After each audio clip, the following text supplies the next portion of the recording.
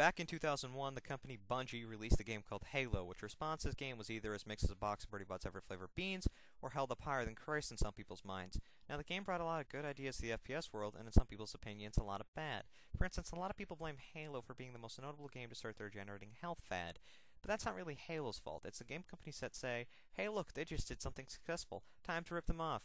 Which, if you think about it, they did the same thing for Call of Duty's aiming system too. Now, Halo is the first FPS that I've ever played, and not just because of that did I like it. I liked it because Halo, compared to any other game back at the time, had a spark of originality that no other game really had. And for that, Halo is a must-play, and the multiplayer is kick-ass. My only real complaint about Halo is that all the levels looked the same and were overall pretty boring. I personally really like the Halo series. It's not a masterpiece, but it's a hello, go to my way to get one kind of game. It's had its good and its bad times, but overall, mainly good.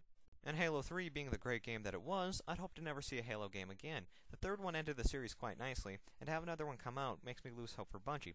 But hell, they're doing the same thing as Hideo Kojima and Metal Gear Solid series right now, showing us that all they can and probably should make is Halo. But I haven't really questioned Konami on whether or not they should make Metal Gear Rising, so I guess I'll give Bungie a chance too.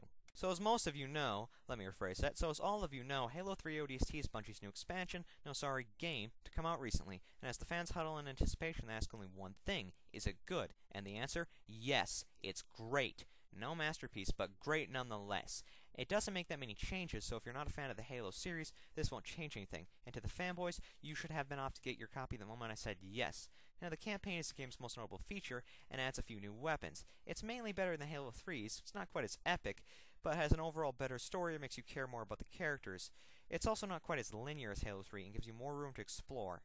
The graphics aren't a big change, but some textures have been redone, and it's overall a very good game that deserves a look from any fan of the Halo series. It also comes with multiplayer disc, with all the DLC maps, and 3 new ones that you can play straight from the disc. Now downloads. There's also Firefight, which is pretty nice.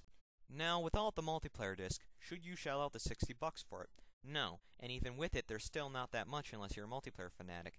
But if you've never played Halo 3, and even if you have, this is still a must-buy because it brings back the feeling of freshness from the first Halo. Now, to answer the question, am I a Halo fanboy? No, I'm not, and I don't hate fanboys either. I just dislike them, as do I dislike people who hate Halo with a passion. I've had my addictions before, and I know what it's like, but people who hate Halo just to hate it are morons, as are people who are over-obsessed with the series. It's a good series, and has great multiplayer, but to be an elitist moron or waste your time just playing Halo and no other game are both poor roads. But for those of you who enjoy the multiplayer and sometimes stay up all night to play it, I say, good job. This is Night Angel 141, signing out.